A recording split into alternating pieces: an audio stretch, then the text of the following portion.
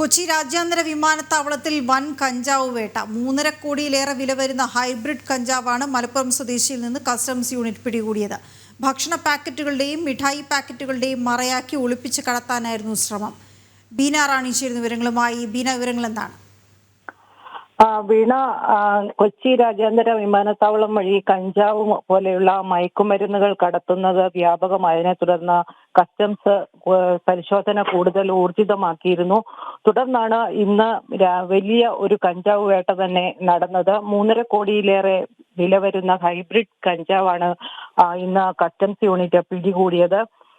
ബാങ്കോക്കിൽ നിന്ന് തായ് എയർവേസിലെത്തിയ മലപ്പുറം സ്വദേശി ഉസ്മാന്റെ പക്കൽ നിന്നാണ് ഇത്ര വലിയ കഞ്ചാവ് ശേഖരം പിടികൂടിയത്. ബാഗേജിനകത്ത് ഭക്ഷണ പാക്കറ്റുകളുടെയും മിഠായി പാക്കറ്റുകളുടെയും ഇടയിലായാണ് ഇയാൾ ഇത് കടത്തിക്കൊണ്ടുവരാൻ ശ്രമിച്ചത്.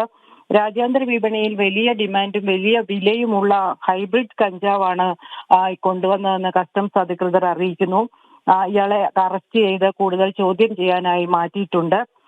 ഇത്തരത്തിൽ കഴിഞ്ഞ കുറച്ച് കാലങ്ങളായി നേരത്തെ സ്വർണവും ഇലക്ട്രോണിക്സ് ഉപകരണങ്ങളും അടക്കമുള്ളവയായിരുന്നു നിരന്തരമായി പിടികൂടിയിരുന്നെങ്കിൽ അടുത്ത കാലത്തായി മയക്കുമരുന്ന് കൂടുതലായി കടത്തുന്നതായി വിവരം ലഭിച്ചതിനെ തുടർന്നാണ് കസ്റ്റംസ് ഇങ്ങനെ കൂടുതൽ പരിശോധന ശക്തമാക്കുകയും ഇത്തരത്തിൽ നിരന്തരമായി മയക്കുമരുന്നുമായി എത്തുന്നവരെ പിടികൂടാനും തുടങ്ങിയത്. എന്തായാലും ഇന്ന് പിടിയിലായ ഈ മലപ്പുറം സ്വദേശിയെ കൂടുതൽ ചോദ്യം ചെയ്യാനായി മാറ്റിയിട്ടുണ്ട്. അതോടൊപ്പം തന്നെ അറസ്റ്റും രേഖപ്പെടുത്തിയിട്ടുണ്ട്. ശരി ബീന.